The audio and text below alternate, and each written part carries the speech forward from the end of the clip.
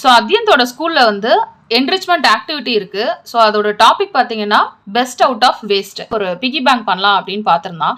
So அதுக்கு பார்த்தீங்கன்னா தேவையானது ஒரு சோப் பாக்ஸ் மட்டும்தான். ஸோ நம்ம எப்படியும் அதை வந்து தூக்கி தான் போட போகிறோம். ஸோ இந்த வேஸ்ட்லேருந்து எப்படி நம்ம வந்து ஒரு பெஸ்ட்டை கொண்டு வர போகிறோம் அப்படின்றதான் பார்க்க போகிறோம். ஸோ ஃபர்ஸ்ட் இந்த மாதிரி சோப் பாக்ஸ் இருக்குன்னா நீங்கள் வந்து இந்த எண்டெலாம் இருக்குல்ல, அதை வந்து நீங்கள் வந்து டேப் போட்டு ஒட்டிடுங்க. ஒட்டிட்டு இந்த ஃபுல் சோப் பாக்ஸை அழகாக ஒரு பேப்பரில் கவர் பண்ணிடுங்க. ஃபுல்லாக ஒயிட் பேப்பரோ இல்லை கலர் பேப்பரோ எது வேணுமோ நீங்கள் அழகாக அதை வந்து கலர் பண்ணிடுங்க. கலர் பேப்பரால் அதை ஃபுல்லாக பேக் பண்ணிடுங்க. பேக் பண்ணிவிட்டு இந்த பேக் எண்டு பார்த்தீங்கன்னா அவன் இந்த மாதிரி அதாவது ரெக்டாங்கிள் ஷேப்பில் கட் பண்ணிக்கணும். ஆனால் ரெக்டாங்கிள் ஷேப்பில் வந்து பார்த்தீங்கன்னா இந்த 3 ends மட்டும் கட் பண்ணிக்கோங்க. இந்த எண்டு கட் பண்ணக்கூடாது. ஸோ 4th எண்டு கட் பண்ணாமல் அழகாக இந்த 3 end மட்டும் ரெக்டாங்கிள் ஷேப்பில் கட் பண்ணிவிட்டு இங்கே வந்து ஒரு சின்ன ஹோல் ஒன்று போடணும். ஸோ இப்போ இந்த ஹோலில் நம்ம என்ன பண்ண போகிறோம் அப்படின்னா ஒரு ஸ்டிக் ஒன்று மேத் ஸ்டிக்கோ இல்லை ஏதாவது ஒரு ஸ்டிக் ஒன்று சின்னதாக விட்டுட்டு அதில் வந்து அப்பர் பார்ட் வந்து ஒரு கேப்பால் ஸ்மால் கேப்பால் நம்ம கவர் பண்ண போகிறோம். உள்ளே வந்து பாட்டம் பார்ட் பார்த்தீங்கன்னா ஒரு கார்ட்போர்ட் பீஸால் கவர் பண்ண போகிறோம். அதுக்கப்புறம் இங்கே மேலே வந்து ஹோல் போட்டிங்கன்னா அது வந்து நம்மளுக்கு வந்து ஒரு பிகி பேங்க் மாதிரி ஆயிரும். ஸோ இங்கே ஜென்ரலாக நம்ம வந்து இன்சர்ட் பண்ணுவோம் காயின்ஸை.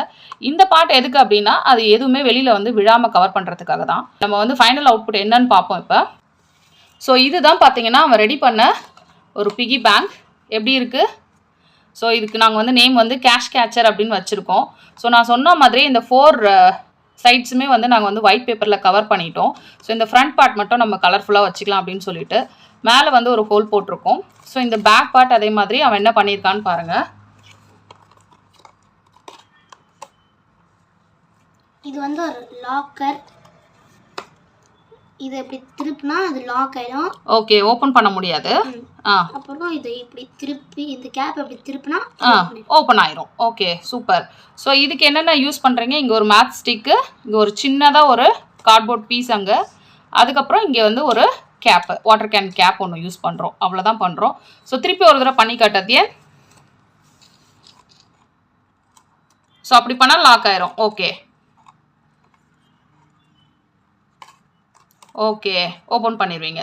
சரி, லாக் பண்ணி க்ளோஸ் பண்ணி வைங்க பார்ப்போம். ஸோ இந்த மாதிரி கம்ப்ளீட்டாக நம்ம வந்து லாக் பண்ணி வச்சிடலாம். லாக் பண்ணி வச்சுட்டு ஸோ இப்போ இதில் வந்து ஒரு காயினை இன்சர்ட் பண்ணலாம். காயினை இன்சர்ட் பண்ணி காட்டத்தியே.